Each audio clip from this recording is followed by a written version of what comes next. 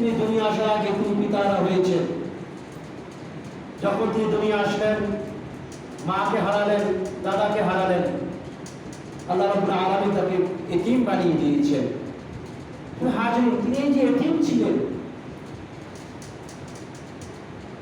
কিন্তু এতিম থাকার মাঝে তিনি জীবনটাকে কখনো তিনি যে এতিম কিংবা তিনি তার জীবনে কষ্ট আছে, তিনি কষ্টকে কখনো কষ্ট অনুভব করেন নাই। তিনি এটাকে জয় করেছেন। কিভাবে জয় করেছেন আমরা জানি। আল্লাহ রাসূল সাল্লাল্লাহু আলাইহি ওয়াসাল্লাম যখন দুনিয়া এসেছিলেন, তার আগে তিনি যখন আরবের জাহিলিয়ার অন্ধকার আচ্ছন্ন ছিল,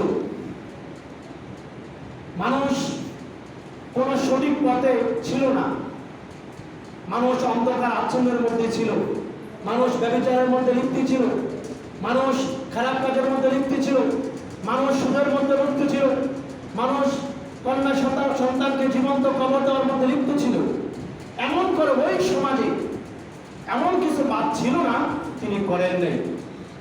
শুধু হাজির আল্লাহ রাব্বুল আলামিন